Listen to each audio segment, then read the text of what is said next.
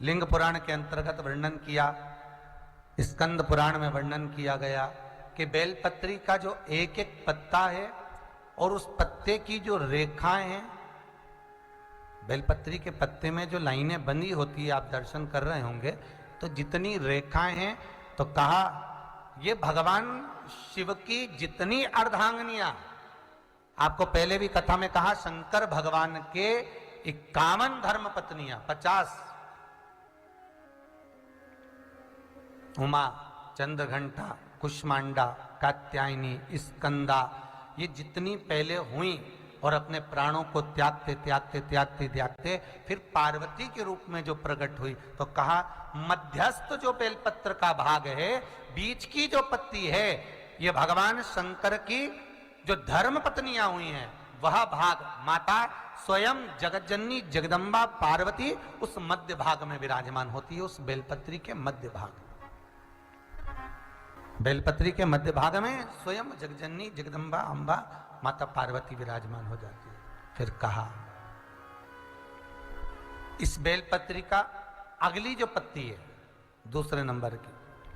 शिव महापुराण की कथा कहती है, लिंग पुराण कहती है, स्कंद पुराण कहती है कि दूसरे नंबर की जो पत्ती है, इस पत्ती में भगवान ब्रह्मा, ब्रह्माणी और ब्रह्मा द्वारा जो सृष्टि का निराकरण है, ब्रह्मा द्वारा जो सृष्टि अर्थात जंघा से मनु और शत्रुपा को जो प्रकट किया है, उत्तानपात, प्रियवत, कन्या, देहूति, आकुति, प्रसूति, इनका संपूर्ण ब्रह्मा के द्वारा निर्मित सृष्टि का सारा भाग द्वितीय पत्ती में विराजमान होता है। तो ब्रह्मा ब्रह्माणी के साथ में शिव की स्तुति के रूप में समर्पित हो जाते हैं। तृतीय भाग, तीसरी पत्ती का जो भाग है महाराज, शिव महापुराण, लिंग पुराण, स्कंद पुराण कहती है कि एक पत्ती संसार में जन्मे हुए मनुष्य का जो भाव है, संसार में जन्मे हुए मनुष्य का जो दृष्टि गोचर है, संसार में जन्मे हुए मनुष्य का जो दृष्टि है, उसकी चित्तवृत्ति है, उसका मन है और उसकी कामना, उसका भाव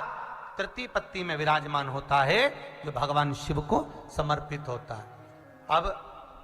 दो पत्ती के बीच में जो डंडी है, दो पत्ती के मध्य भाग में जो डंडी है,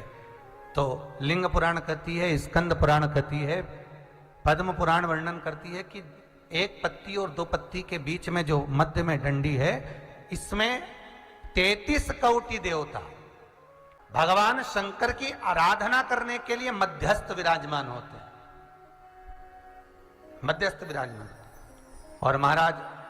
दोनों पत्तियों के नीचे की जो भाग डंडी रहती है, ये स्वयं नारायण और लक्ष्मी का प्रतिबिंब भाग रहती है, जो कि इसीलिए हम जब बेलपत्र को समर्पित करते हैं तो मध्यस्थ पकड़कर, अर्थात दोनों पत्तियों के बीच का भाग पकड़कर हम इस डंडी के भाग को अपनी ओर रखते हुए समर्पित करते हैं, जिससे लक्ष्मी और 33 कोटि देवताओं का पुण्य हमें समर्पित हो, हमारे पास में प्राप्त हो।